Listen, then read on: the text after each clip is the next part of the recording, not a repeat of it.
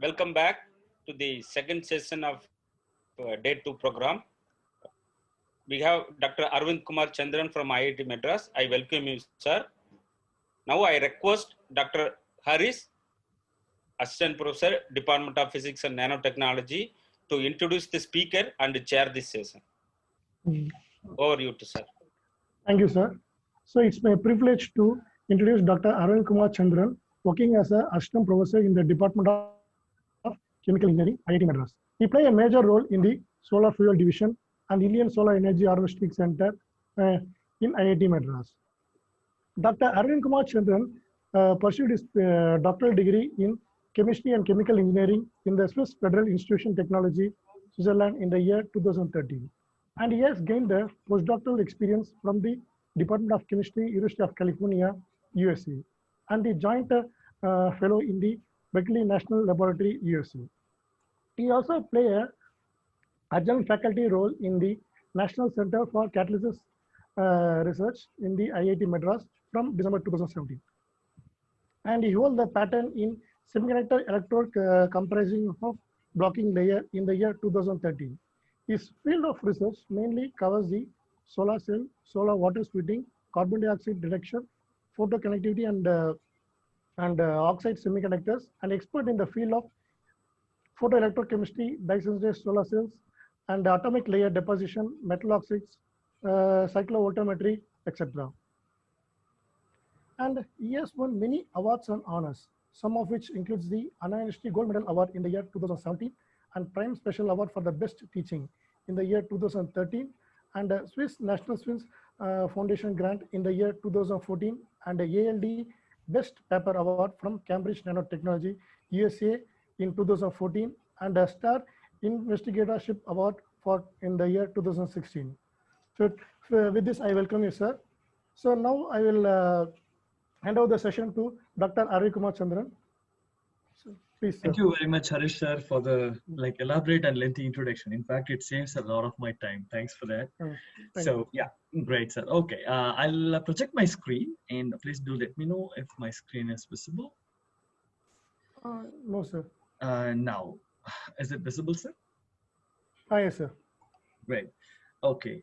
So, good morning, everyone. So I know that it's like a tough COVID time, and every one of us got affected by COVID, and somehow we are slowly getting back to normal. Fortunately, India doesn't have a significant issue with COVID, unlike United States or some other European countries. So in spite of all these things, we survived in every aspects of life, including my own research lab at IIT Madras. So today I'll be talking about metal organic frameworks and halide perovskites for water splitting. And before getting started, I would also give a brief information about. So by the way, sir, I don't know if the questions are allowed in the middle, or you allow only towards the end, sir. What is the strategy? Towards the end. Okay, fantastic. Okay.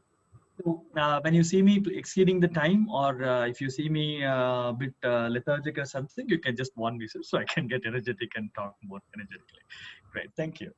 So let me just go into my research group at IIT Madras is in chemical engineering, and we predominantly work on only one aspect of research, that is photoelectrochemistry. Oh, I don't know what's happening here. I've drawn line somewhere and it's showing line somewhere else. I'm sorry. So predominantly the photoelectrochemistry research is what we are working on in my group. And with this, sir, I'm seeing this top screen much. Is there a possibility to hide that? Let me see. Hide floating media controls. Yeah, I've hidden it. Okay. So we are working on various aspects of research. On photo and electrochemistry based ones. And let me start with our fundamental basic one, which is solar fuels. Oh, I don't know what is happening, sir. I moved my hand somewhere and then it's showing the arrow somewhere else. Please apologize me for that. I've used laser pointer without the marker. So I'll use the laser pointer right there. Yeah. So we work predominantly on solar fuels. Of course, solar fuels is something that we all know. One of the fundamental problems with solar energy is the storage of the solar cell, electricity from the solar panels. So far, we are using all these batteries, predominantly the lead acid batteries, to store the energy. But in the long run, I don't think that's going to be a quite economical one. Predominantly, I'm sure many of you use Exide, Luminous, or Amaron with your batteries at your home inverters. And they last for probably 3 years, at the max 5 years if you're lucky enough. And that's not going to be sustainable in the long run. If you look at the cost per kilowatt hour, when you convert the energy from sunlight and store it in batteries, it's far higher than the energy that you get from the grid power supply. So essentially, we should find an alternate option by which we can store solar energy. And what we believe strongly is that we should do seawater splitting to generate hydrogen fuel. On one side, we have this greenhouse gas issues, right? I mean, that's something we have to seriously consider. And then other side, we also have to utilize the resource existing widely. And we cannot use fresh water too. We have to go with seawater predominantly. So my group predominantly focus on seawater splitting to generate hydrogen. And if you look on the right side, I've written something on carbon dioxide. So what exactly happening with carbon dioxide? India also is one of the signatories of Paris Climate Pact. But the problem with it is they said like we will reduce the emission, and that is tied up to the GDP. That is tied up to the GDP. It means the GDP is projected to increase in the next 20, 30 years, like constantly keep increasing. So if you look at the overall coal energy and the electricity from coal, it's going to keep increasing. But then within the GDP, the proportion of the coal will be reduced. But overall, cumulatively, the coal consumption will be increased. And that coal power plant is not expected to be phased out in the next 20 to 30 years for sure in India. And in fact, in most of the Asian countries and even in US and South America. So the coal power plants emit so much of carbon dioxide. So on one side, we have to think of economy. On the other side, we have to think of the pollution. So the best option is if we can use solar energy to directly convert the emitted carbon dioxide back to fuels, then we'll have a winning strategy. We burn the coal, we pump the CO2 into some conversion systems where the CO2 is converted to methanol, methane, or it can be even converted to syngas. And these are the two.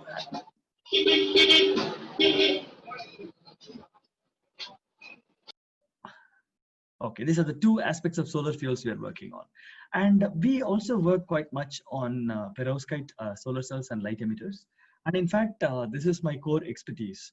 Solar cells is my core expertise. And although it doesn't fall under photoelectrochemistry, but we do a lot of photoelectrochemistry with perovskites. And on the right side, you could see something which is called metal air batteries.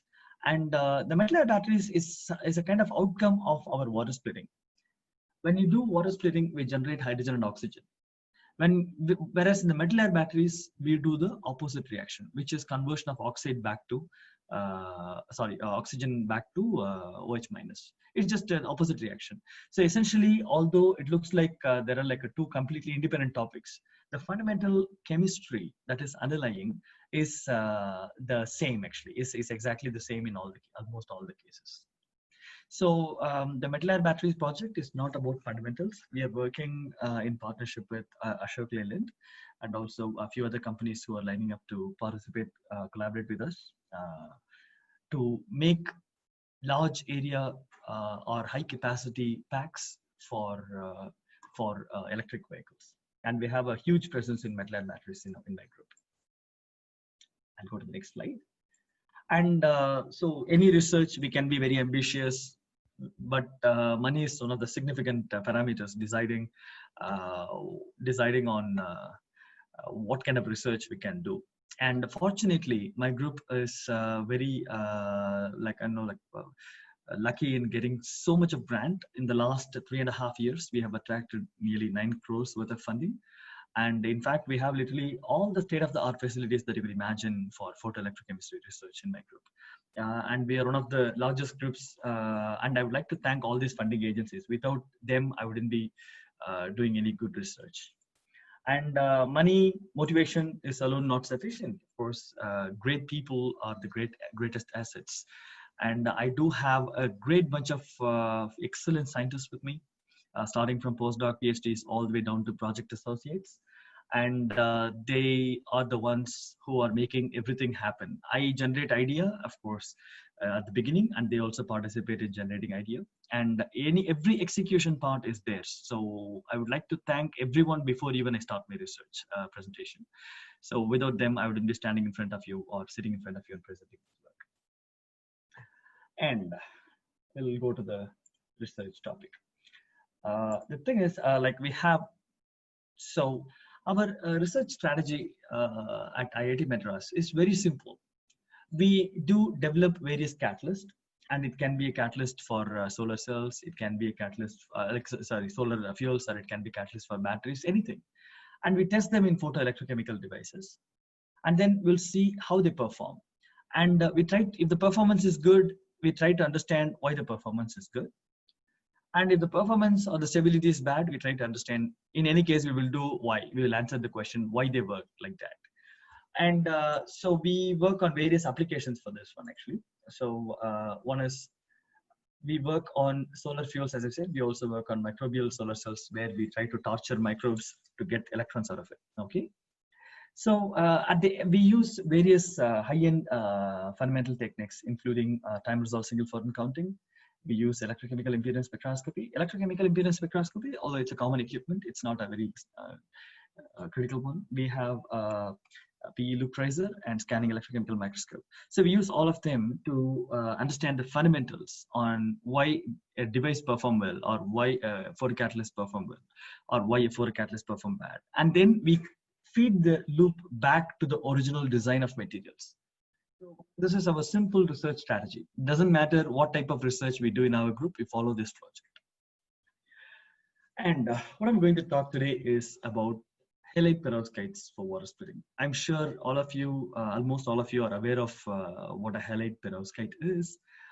It is a class of material which has a ABX3 structure, and it is analogous to ABO3 structure, like the oxide-based perovskite. The calcium titrate is a classic example.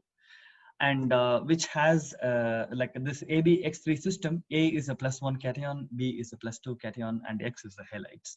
Halide can be chloride, bromide, and iodide. And my group predominantly focus on working on this material, on how to tune this. If you take ABX3 and try to multiply this ABX3 by 2, you will have A2B2X6, right? And now we'll go to the left side. Right side, far right side. A2B2X6. So what essentially happens in this case is that typically the B side cation is +2 charged in the standard halide perovskite. In our case, instead of using 1 + 2, no one is asking us to go with only +2 charged B side cation. We try to have a mix of +1 and +3 to compensate the charges. Now you look at the crystal structure here. Initially, it was all blue color octahedra. Now we have blue color and brown color octahedra because we have two different B side cations. And this is something we predominantly do in my group. And now we can also remove one of these B, that is B1+, and make the second B as 4+, and leave a vacancy in one of the sites. That can also be done. And that is the compound you can see on the far left. And that is called vacancy ordered perovskite. You see that there is one octahedra, and there is one no octahedra. There is a gap, and there is one more octahedra. And similar to this two types of perovskite, which is called double perovskites or vacancy ordered double perovskites, we also have another class of material called triple perovskite, where we try to multiply the whole thing by 3. Then you could see that A3B3X9 is the formula. And now you look down and then look at the bottom middle panel. We have A3 and then we have X9, but not B3. We have only B2. So one of the sites is vacant. So you could see that that vacancy is depicted right across this direction right here. This direction right here. Like if you follow the laser pointer, you would have noticed that. So this is what we work mostly at the atomic level to try to change the composition of the material, try to work with the different class of systems.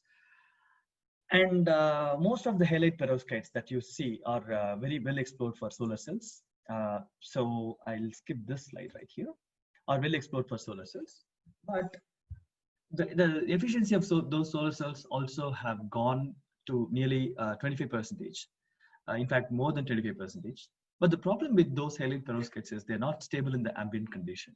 The whole world was struggling to get an ambient stable solar cells, because typically they fabricate the solar cells. In fact, my lab also, we fabricate solar cells in glow box. Whereas, so essentially they cannot be used for any solar fuel system. If you want to convert a split water to generate hydrogen and oxygen, you need to keep the material stable in water. Otherwise, you cannot use that. For example, if you want to do CO2 conversion with halide perovskite, you have the CO2 should be dissolved in some solvent. It can be water. Water is the most preferred ones. If you want to make a syngas, which is carbon monoxide and hydrogen from the carbon dioxide coming out of power plant exhaust, for example, you need to put this halide perovskite in an electrolyte containing aqueous system. So, and someone can ask a question, why we need to go for halide perovskite? We should remember that a good photovoltaic material can be a good solar fuel materials also. So that's why we need to really focus on using a good photovoltaic material in solar fuel system. A metal that works very well in solar cells should be utilized in solar fuel systems too. Okay. When the whole world was struggling, one of my PhD students, like his name is right on right in here, he found that a class of vacancy ordered perovskite, which is CS2PTI6, it was a serendipity. We weren't working on this specifically for stability. He found that metal to be stable in acid, strong base, and any condition that you take, this metal is stable. It's impossible to get a metal, like when the whole world is struggling to make it as stable, we said that our metal is stable in almost extreme corrosive nature, almost that's of extreme corrosive nature, acids, bases, and everything. And we published this paper in Quantishimi, and we also demonstrated solar water splitting here. And this is what I'm going to talk about today. So if you're in the solar cells community, you might be very much aware that the CS2SNI6 is the base compound that is kind of fairly well explored. And this is the X-ray diffraction pattern. And you could see that the CS2PTI6 also almost has the same X-ray diffraction pattern as CS2SNI6. Except that there is a shift in the peaks to the right side. And we all know why there is a shift in the peak to the right side. It's the ionic radii difference. If the lattice is small, the 2 theta values go to the higher angles, and PT is smaller, and that's why the peaks are shifted to the right. And so essentially, the CS2PTI6 is also crystallizing in the perovskite phase, like CS2SNI6, and it is a cubic crystal. Okay, cubic crystal. I'll try to move my mouse. And this is I'm also going to show you the X-ray diffraction pattern of its stability. We have taken this material, CS2PTI6, and we have dumped it in electrolyte of or solutions of various pH, starting from pH 1 to pH 14. And then we have left them for minimum of 4 hours. And then we have taken them out, dried, and then we did X-ray diffraction pattern studies. And you can see from this plot right here, even if you take the a well-established oxides like cuprous oxide, they won't be surviving all these extreme harsh conditions. You take any other, except mostly probably titanium dioxide and probably tin oxide, even bismuth vanadate, which is well explored for water oxidation, doesn't survive all pH conditions. Whereas our material, the one CS2PTI6, you see that X-ray diffraction pattern is exactly similar in all the cases, even after exposing them to corrosive acid and base environment. And this says that there is something very unique about this system. And if we can make, one thing is we have to understand why it's stable. If we understand why it's stable, we can use that design strategy to make them, to replace platinum by something else, because platinum obviously is fairly expensive. So if you understand the design strategy on why this PT based halide perovskite is very stable, then we can also use the design strategy to introduce transition metals or other cheap elements inside, right? And then the second thing is that in the meantime, while we're exploring the reason for stability, we can also implement this material in the water oxidation or water reduction systems, right? That's something we'll have to give a try. And first thing to do this is to understand the electrochemistry, because we need to see these are all at no potential conditions. We don't apply any potential and no electrochemistry is happening here. And what we have done is we have done electrochemistry at almost all pH 1, 3, 5, 7, 9, 9, 11, 13, 14. And then we have understood each and every oxidation and reduction process with this material. And that's what I'm going to talk about now. And before that, I will also show this halide perovskite was kept under normal like ambient condition in the drawer somewhere. And we have taken X-ray diffraction pattern over a period of like 2 weeks. We have taken at regular intervals, but here we have given only few data. Like at least up to 1 year. We still have that sample with us. It's now 1 year, 6 months. So that sample is extremely stable, like in the ambient conditions. No secondary phases appear. Okay, now I'll go to the next thing. Now I'm going to just talk about the electrochemistry. So we have taken this halide perovskite and we have made films out of this on a conducting substrate, and we did a cyclic automogram. And then here is the cyclic automogram of the CS2PT-I6 in pH 1 solution. You could see that if you could, the black color curve is the curve like taken at pH, cycle 1, and then the red one is cycle 2. Red one is cycle 2. So when you look at the black one right here, it looks like there is like almost flat actually. However, here in the inset, you could see that there is a zoom version. I'm starting from 0 volt. I'm scanning all the way to the positive side, like plus 1.5 volts. Then I'm scanning back down, and then all the way down to minus 1.5 volts. Now, let me go a bit in depth. So just look at only that black curve here. If you look at the black curve, there is a small oxidation peak coming at around 0.6, like very minor one. And then above 1 volt, it's like kind of really high. On the back side, if you while scanning back, I'm seeing another peak at 0.2 volts, right? 0.2 volts. As of now, I'll just say what are the peaks, but we will discuss what each of those peaks correspond to, okay? We have done an extensive investigation by doing XPS, by doing other impedance techniques to understand where this peak comes from. So essentially the one on the top, any positive current is oxidation peak, the negative current are the reduction peaks, okay?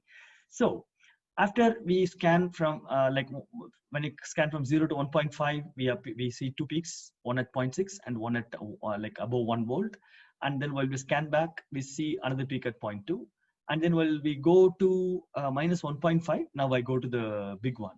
You see there is a steep peak coming below minus 0.3, very high current flowing into the system, nearly minus 70 milliamps at minus 1.5 volts.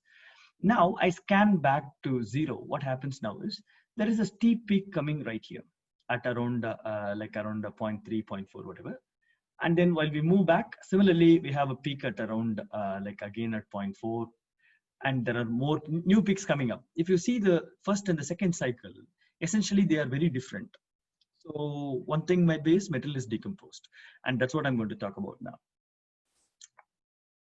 Now I'll show pH 3 data, because pH 3 we observe literally like, you know, at every pH values, when you do the electrochemistry, the peaks are like kind of new peaks are added up.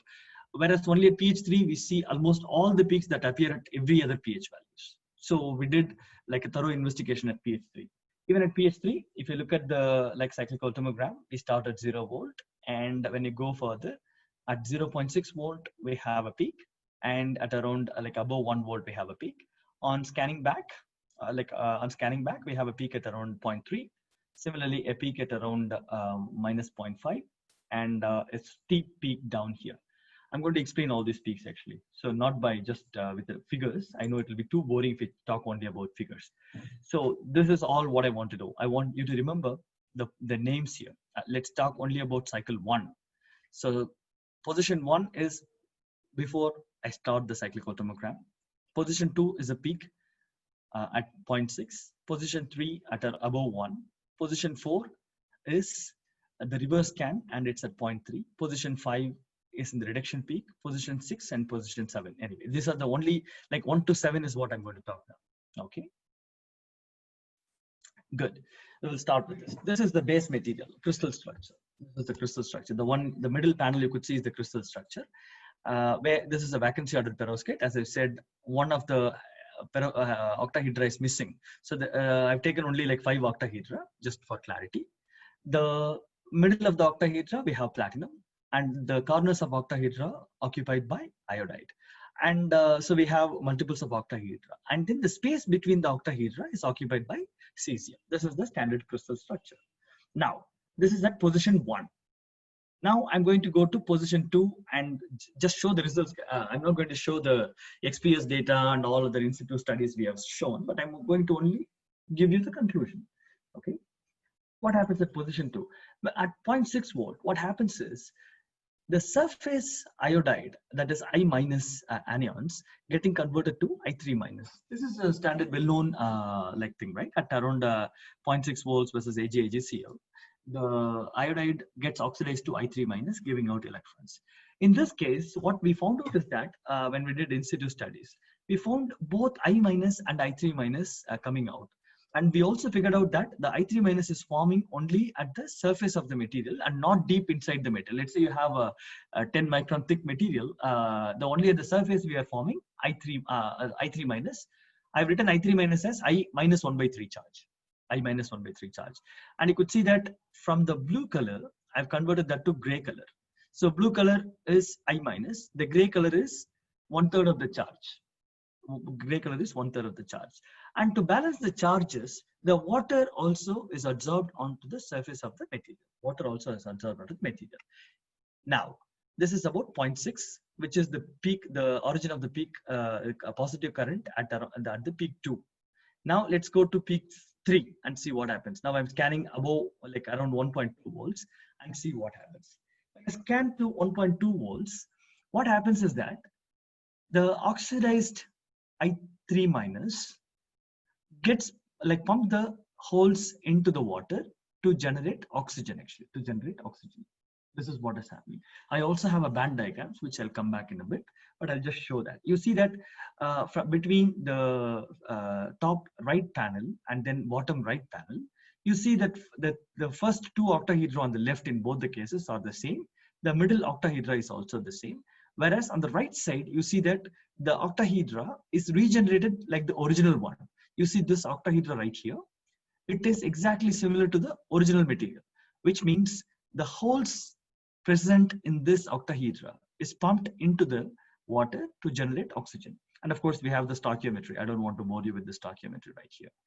And while scanning back,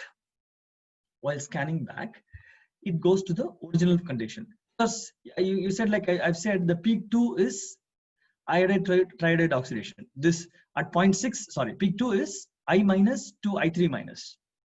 And the peak at 0.26, the reduction peak that you're seeing here, that peak number 4, is converting all the I3 minus back to I minus. So essentially, we completed the whole loop actually. For example, if you have not gone to 1.2 volts, if you have scanned between 0 to 1, like less than 1 volt and then come back, this process won't happen. The water oxidation won't happen. It will be only this iodide oxidation to triiodide and then triiodide reducing back to iodine. Only these things will be happening right here. Okay, this is about the redox process happening at the in the CS2PTI6. Now, we scan down further to the negative potentials. You see that negative potential is like peak 5. So what happens at peak 5 at minus 0.5 volts? So at peak 5, what we have noticed is that the PT, which is in the 4+ state, the red color atoms, are reducing, because we are seeing negative current, are reducing to PT2+. You see the formula right here that I've written, PT4+ to PT2+. But then to retain the crystal structure, H+ is absorbed onto the material. H+ is absorbed onto the material. And those H+ absorption is also defined on this left side right here. Okay. And now at minus 0.5, if I scan back to 0, I get the original material. Imagine if I scan further down to the negative potentials, further down, what happens is that, I'm generating hydrogen. Like water reduction is happening. So water reduces to hydrogen. And you see those 2 dark yellow colored ones, reducing. At the same time, I'm getting like 2 yellow color things retained on the surface, like which is platinum 2+. If I scan back to 0 volt, at minus 0.36, I'm regenerating the material. So this minus 0.3 is what we have seen. I'll show that peak here. This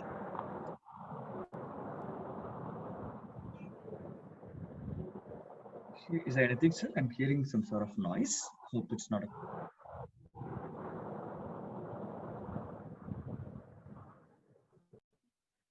So the peak 6 is peak 7 is the platinum 2 plus oxidation back to platinum 4 plus. So essentially, we have literally completed the whole cycle. You will see a lot of papers with the basic information on with the CV, but we try to understand each and every peak in the CV. That's why I think the paper went to Angmantishami. So what happens is that if you scan 0 to 0.6, 1.2 volts and back to 0.26 volt, you can get the material back. And then on the negative side, if you scan between minus 0.5, minus 0.8, and then back to 0 volt, you get the material back. However, after minus 0.8, you see the top one now. If you scan to minus 1.5 volts, what happens is that this platinum 2 plus on the surface getting reduced down to platinum 0, decomposing the crystal. So the material is not stable when you scan below minus 0.8 volt. So we have understood the stability window, that is minus 0.8 to 1.2 volts. We have also understood that at minus 0.8, we also generate hydrogen. And when you scan back, we regenerate the material. And similarly, when you do at 1.2 volts, we generate oxygen. And when you scan back to 0, material is regenerated. However, when you become over greedy to get more current out of it, and if you scan back to minus 1.5 volts, material will decompose. And this is the primary reason why I'll go back to that. If you look at the cyclic automogram, at cycle 2 is very different actually. Cycle 2 is very different. I'm not going to discuss the cycle 2. We have understood all those peaks also in cycle 2. Okay. So this is we went a bit in depth into the material and tried to understand that. And now I'm going to explain this based for people who work on semiconductors. Probably might have found it difficult to understand whatever I've talked so far. If you're an electrochemist or possibly a chemist, you would have probably appreciated that. I will also talk in a semiconductor terminology now. So any material will have a band gap, right? And then corresponding bands, a semiconductor material. So here is the top one is the conduction band and the bottom one is the valence band of CS2P6. On the far left, you could see the scale. It's given in AgCl. So essentially vacuum lies somewhere in the top. If there are any electrical engineers and physicists present, you might know. So vacuum scale is present exactly on the top.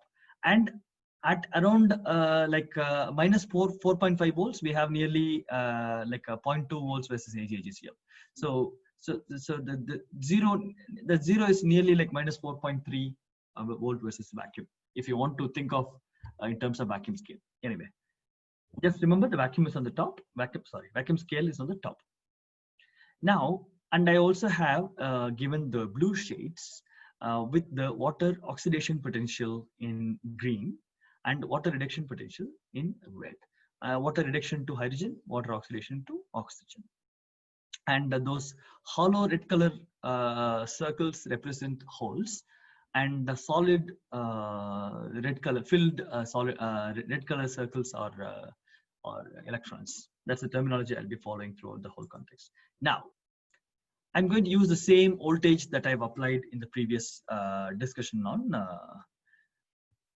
electrochemistry. Now, when I apply 0.6 volts, essentially, I'm trying to pull the Fermi level down. When I apply 0.6 volt, let's say initially the Fermi level is at 0. Just assume that it's at 0. No, it is at 0 with reference to AgCl.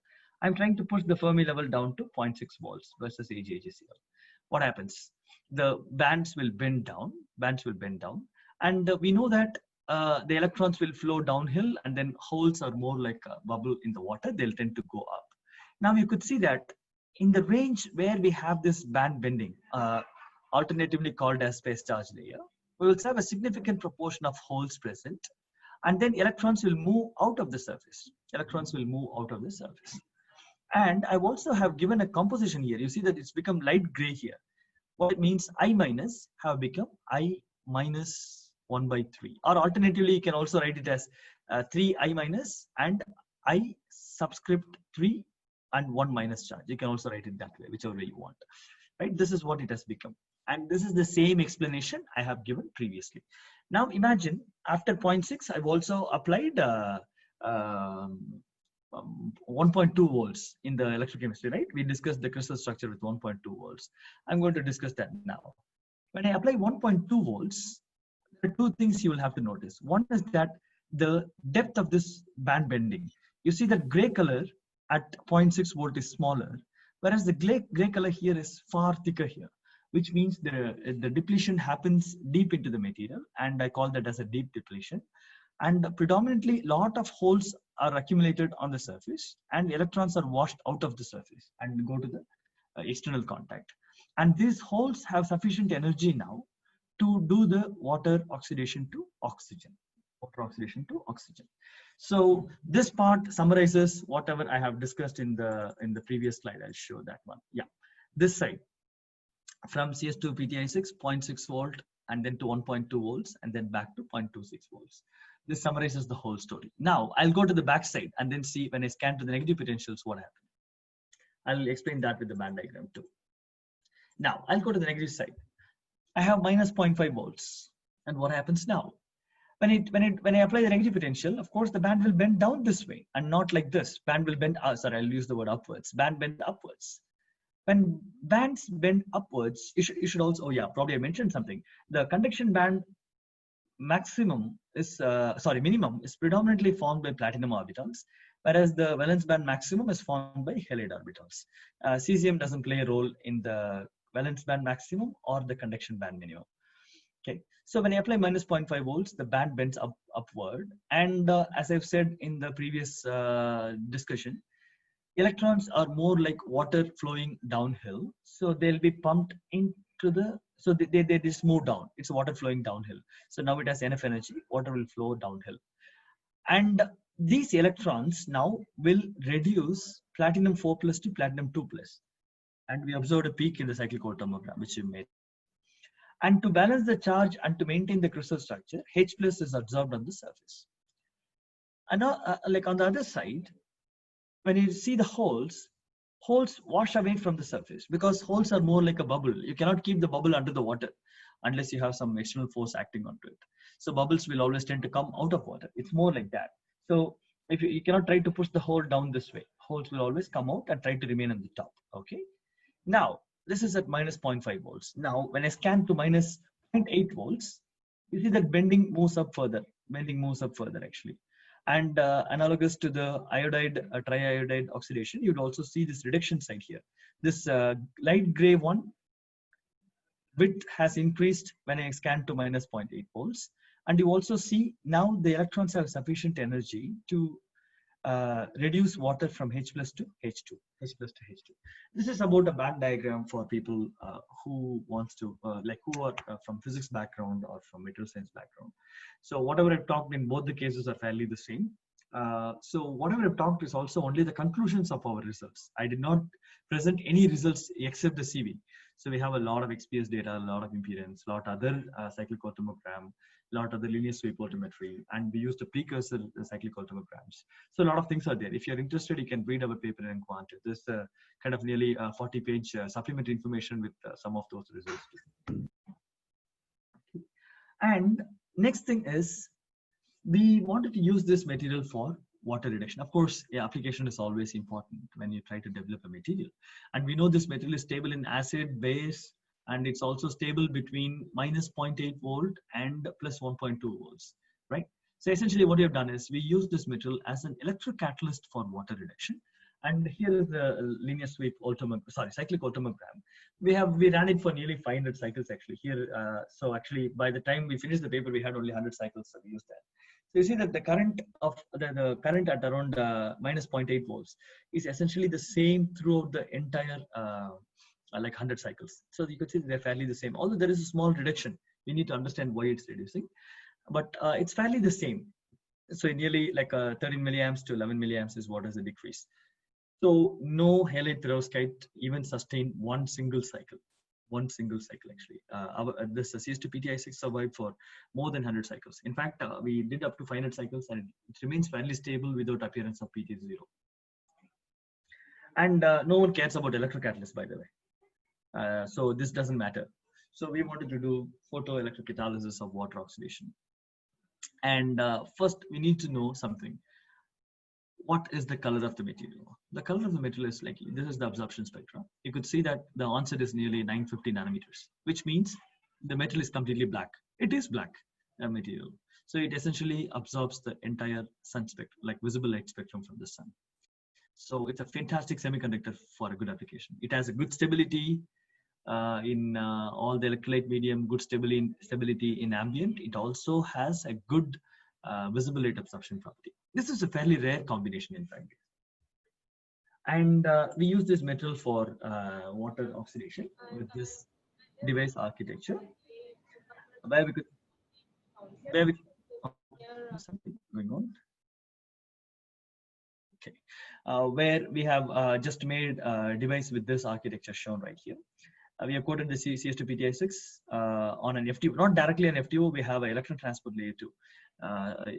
Either pure tin oxide or zinc oxide. Zinc oxide doesn't survive harsh conditions, so we use TiO2. We have tried for several things, but here this is TiO2. Please add a TiO2 right here. The result that I'm going to show in the next slide is an FTO with a very thin layer of TiO2 onto which we have coated CS2PTI6 by electrophoretic deposition. And we have did the water oxidation studies. So this is the current in the dark, the linear sweep voltammogram. When you shine light onto the material, it shows photocurrent. It shows photocurrent. I think I have highlighted the current at 1.23 volts in the next slide. Please give me a second. Oh, for some reason, my mouse is not working now. Yeah, good, it's working. So only look at the green color data, red color data.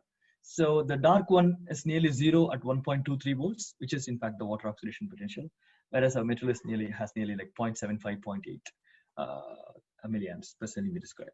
You know, we have also compared with the well-established, well-studied, well-explored bismuth vanadate, and bismuth vanadate is in fact lower than that actually, so lower than our CS2PTI6. Remember, bismuth vanadate is around the community for more than 20 years, extremely active for more than 20 years, and like whereas CS2PTI6. We are probably the third group in the world who published about this material. In fact, it's the second paper. The first paper was published back in the experimental paper back in 1990s, where they solved the crystal structure of CS2PTI6. And our paper on water oxidation and the paper on solar cells appeared simultaneously in May, around the same time with 2 days gap. Those are the first two papers in the last 4 decades on CS2PTI6. And after our paper, there were like flurry of papers now getting pumped into the literature. I've seen at least 5 papers in the last 2 to 3 months.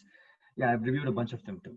So what I'm saying is like, so there is a lot of potential. Sometimes we don't have to reinvent the wheel actually. We just go and look out for the materials and try to see if that material is apt for our application. We should just adapt them. We don't have to honestly reinvent the wheel. There are like millions of materials in the literature.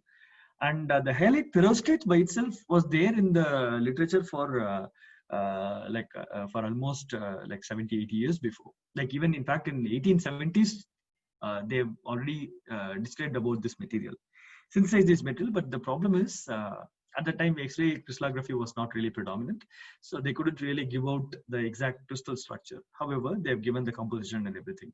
And there's a paper in German.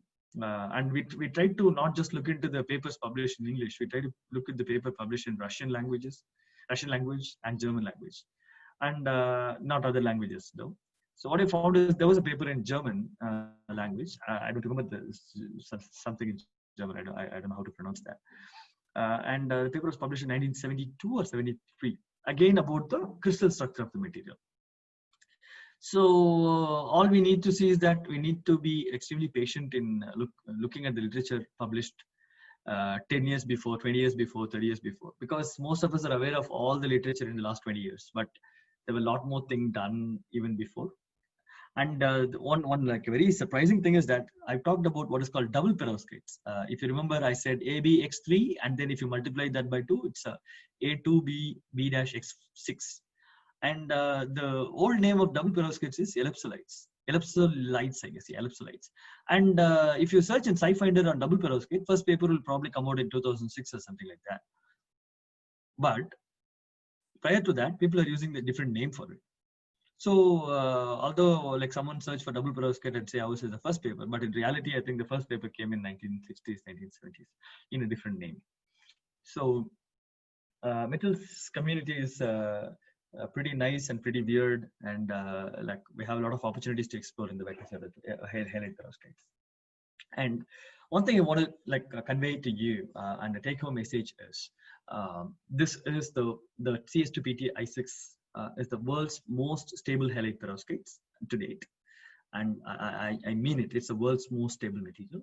And we also have made the first demonstration of solar water oxidation to oxygen on an unprotected photoanode. Typically, even the best known silicon, the silicon, we have solar cells on the rooftop.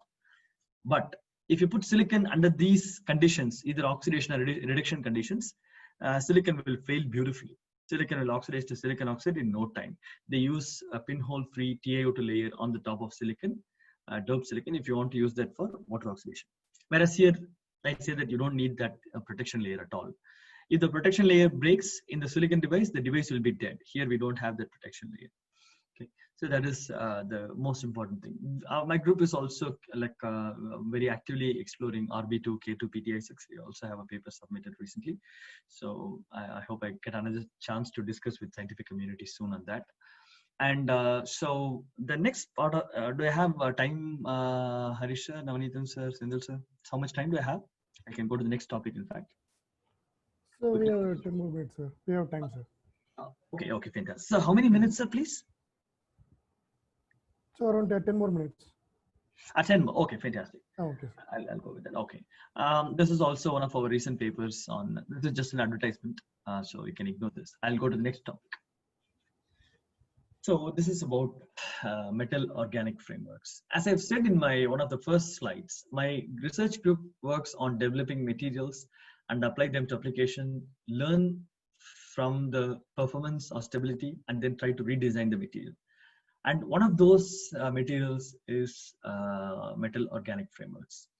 So I'm like metal organic frameworks are nothing but metal with organic ligands connected to a metal nodes.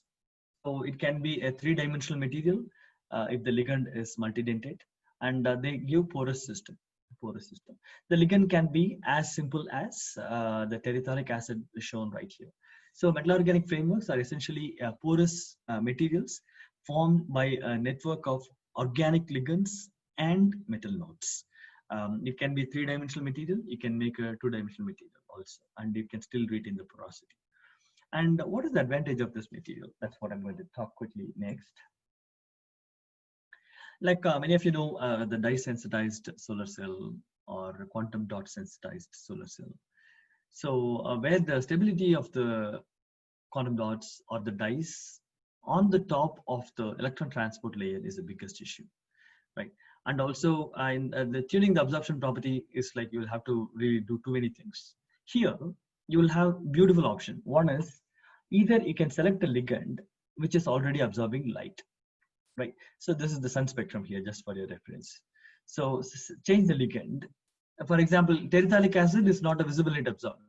Like imagine I have a porphyrin ligand with 2 carboxylic acid groups. I mean that can be well used as a absorber and made into metal organic frameworks.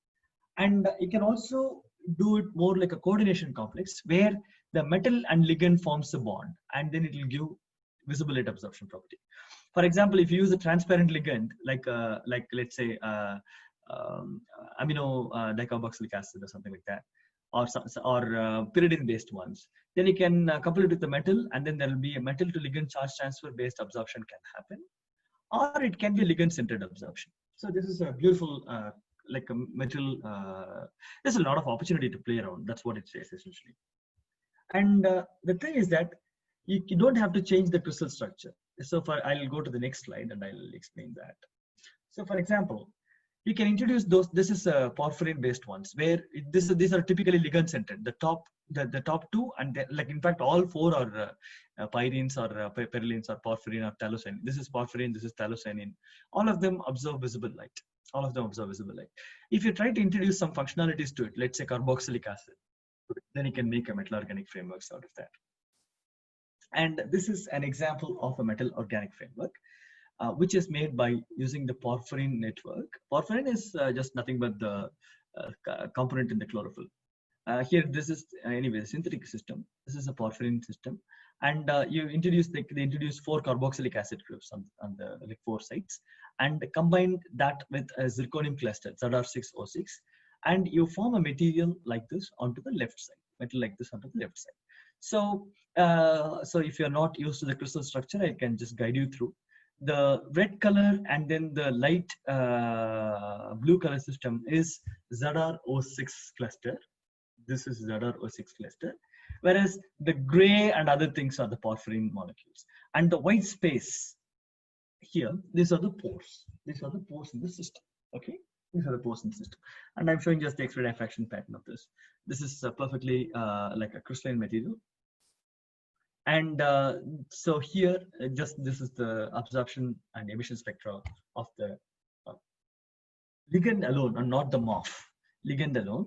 You see that we all know porphyrin has a Q band and Sorry band, and we have this, and the emission spectra is around 650 and 750 nanometers. And there are 2 peaks right here, and one because of S2 to S0 transition, and one due to S1 to S0 transition. Anyway, I'll skip this. And now, when you make a porphyrin based metal organic frameworks, they still have those 4 peaks that we have observed in the pure porphyrin linker, and another broad absorption which is correspond to the Sorry band, similar to the previous one. Remember, the peaks are very broad because this is a solid. You cannot dissolve it. It is a solid actually. Whereas the porphyrin absorption spectra I've showed in the previous slide is a porphyrin dissolved in a liquid actually. So when you measure it in liquid, it's all no reflection comes into play. When you make a solid, always absorption is broad. And you can also see that emission is almost at the same place as in the previous, like a pure linker. And what is the one important thing about this is my interest is all about you. Whatever metal you give, I'll shine light onto it and then see what happens. That's my interest. And we did that here too. Now I've taken pure porphyrin linker, and then I dissolved that in dimethyl formamide, and I carried out photoluminescence lifetime measurement. So you see that this black one is a photoluminescence decay, which is showing beautiful single exponential decay with half lifetime of around 11.4 nanoseconds. Okay, I synthesized morph, and then I dispersed the morph. I'm saying I dispersed, not dissolved. I dispersed the morph in the same dimethyl formamide, and you see that there is a quenching in the emission. So what is happening? Let's explain that here. I hope I have a slide right here. Yeah. So what's happening right here? So I'm shining light onto this. So porphyrin has HOMO-LUMO levels. Here I've defined it as pi star orbitals. When you pump an electron from the pi orbital to pi star orbital, then the photoluminescence is about monitoring this electron in the pi star coming back to pi orbital, right? That is, and then releasing a photon. Now, if emission is quenching, what does it mean?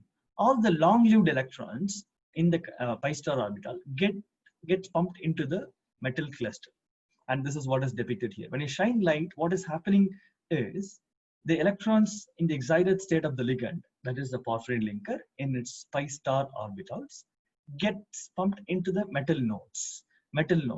And once they get pumped into the metal nodes, so this process, electron gets pumped from the pi star to the metal nodes. The process of this electron coming back to the pi is a non-radiative decay. Non-radiative decay in the sense they won't fluoresce, and that's why the fluorescence is quenched here, and then fluorescence is quenched here. So essentially, one important observations of our research is that you shine light. So typically that's the concept of dye-sensitized solar cell. You take a dye, adsorb onto the electron transport layer. What exactly electron transport layer does? You extract the charges from the LUMO level of the dye into the electron transport layer. So in the morph, it's doing the same thing. Nothing new. But then the metal stability is extremely high here, in fact. Now, instead of dispersing that in DMF, we have also dispersed that in water. What happens? The emission quenched further. You could see that going from the red to the blue, emission quenched further. What does it mean?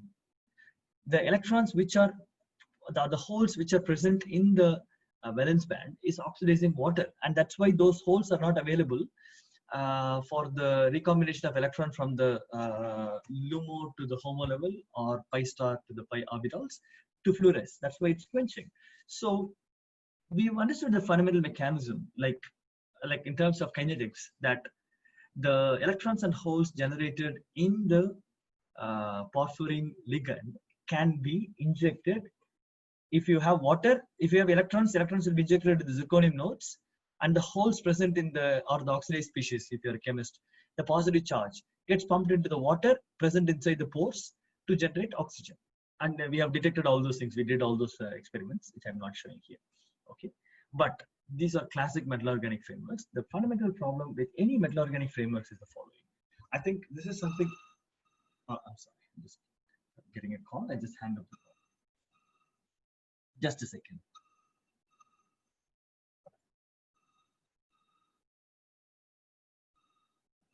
Okay,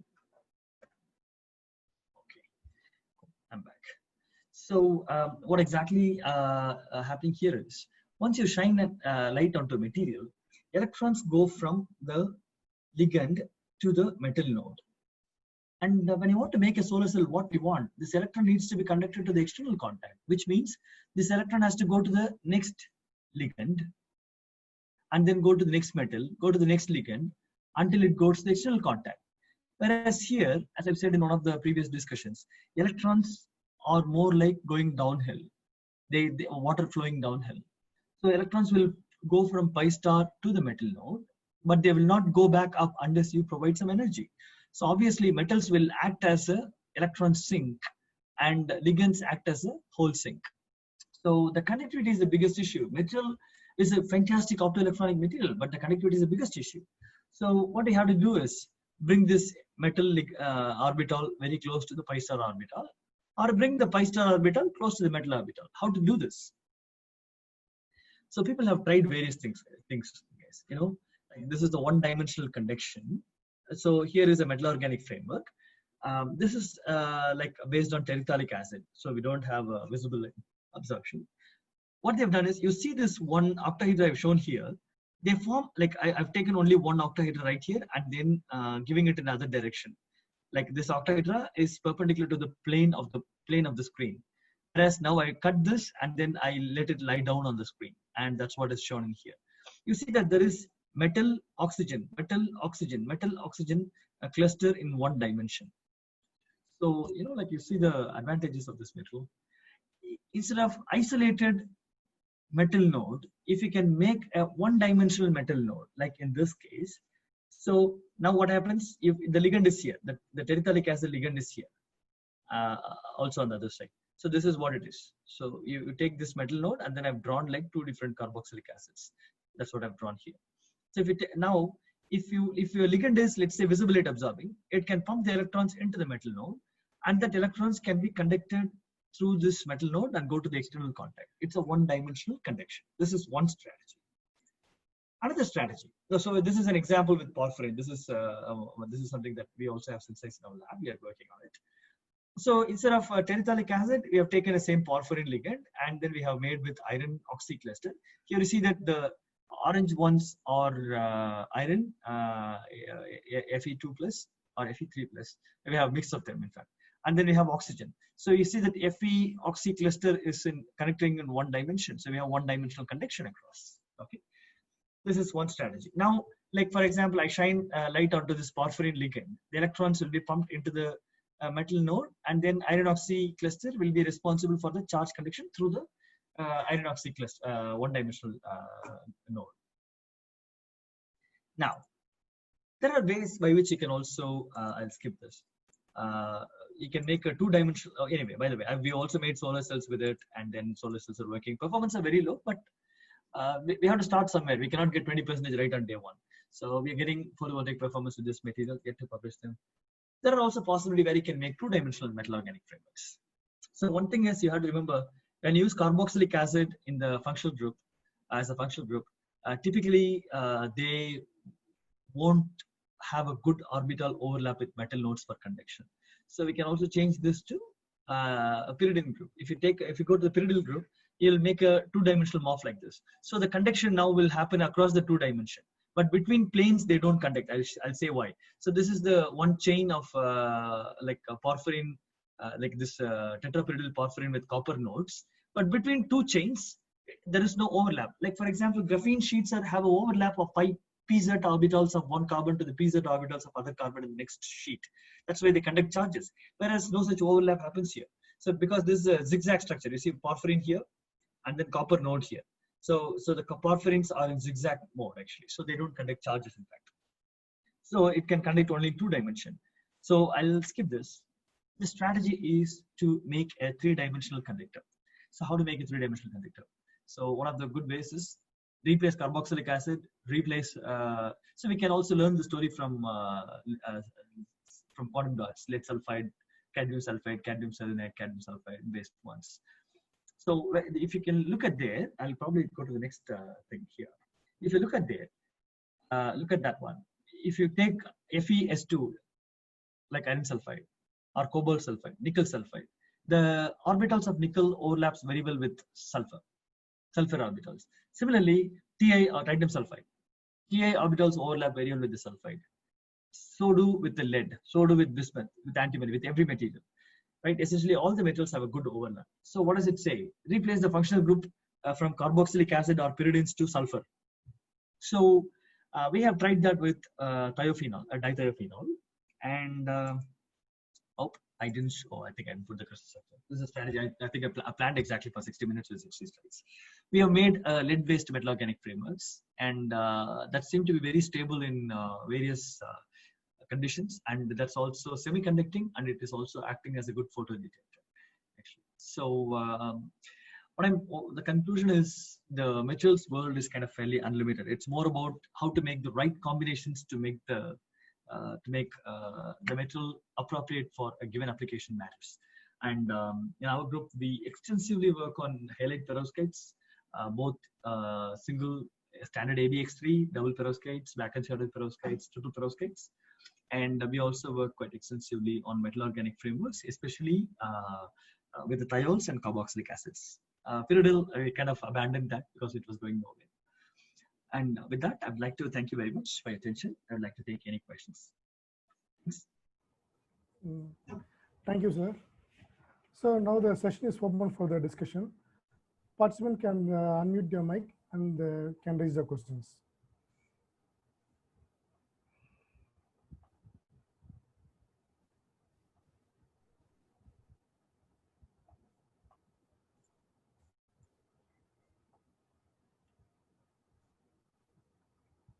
Participants, is there any suggestion or questions?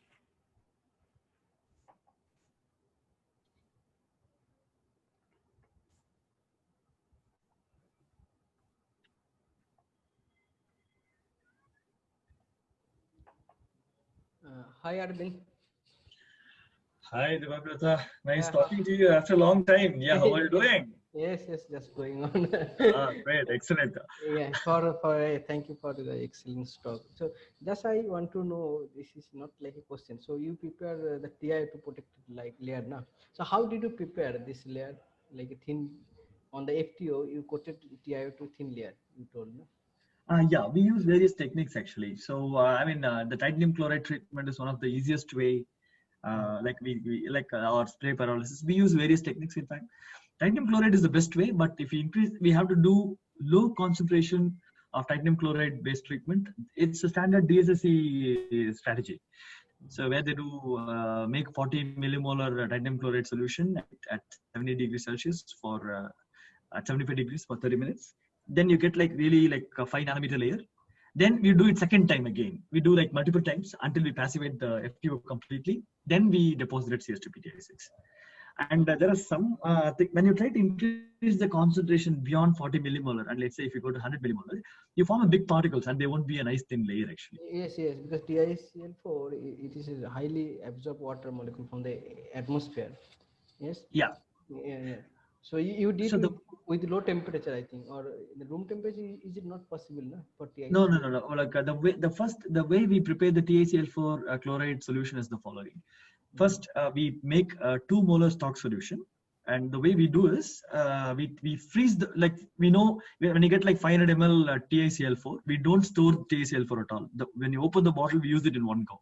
Yes, So what you do is, like, we know for 500 ml of TiCl4 what is the amount of water required to make it into 2 molar. So we take that water and then freeze it, deep freeze it, and make it as ice actually. Then we completely add the TiCl4 into that water. Like typically we have all these Pyrex large like liter type vials.